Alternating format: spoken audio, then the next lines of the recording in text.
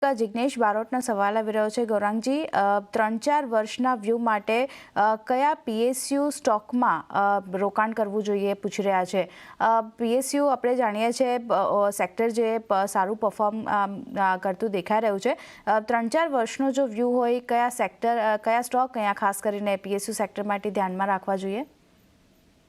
ઘણી બધી કંપનીઓ છે આ સરકારી કંપનીઓ અલગ અલગ ક્ષેત્રમાં. તો રક્ષા ક્ષેત્રમાં હિન્દુસ્તાન એરોનોટિક્સ, કોચિન શિપયાર્ડ અને ભારત ઇલેક્ટ્રોનિક્સ BEL. સરકારી બેંકોની સૂચિમાં state bank of India, bank of Baroda અને ઇન્ડિયન બેંક.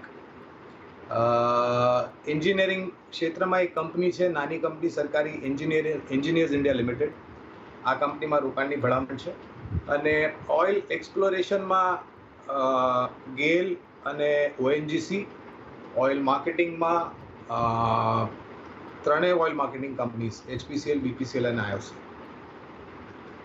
વ્યૂ બનતો દેખાઈ રહ્યો છે. ખાસ કરીને ઘણા બધા સેક્ટર છે પીએસયુમાં જ્યાં તમે ફોકસ કરીને ચાલી શકો છો, જ્યાં ડિફેન્સમાંથી તમે HL, કોચિન શિપયાર્ડ, BEL જેવા કાઉન્ટર છે જ્યાં ફોકસ કરીને ચાલી શકો છો. SBI, bank of Baroda, Indian bank જેવા બેન્કિંગ કાઉન્ટર જે છે ત્યાં પણ તમે એક વ્યૂ પોઝિટિવ રાખીને કામકાજ કરી શકો છો. એન્જિનિયર ઇન્ડિયા લિમિટેડનું કાઉન્ટર છે અને ગેલ, ONGC સાથે જ OMCs જે છે ત્યાં એક તમે ફોકસ કરીને ચાલી શકો છો. 3 થી 4 વર્ષનો વ્યૂ છે, તો આ બધા પીએસયુ સેક્ટર ખાસ એક ફોકસમાં રાખવાના રહેશે. એ સાથે જ ફરી સમય થયો છે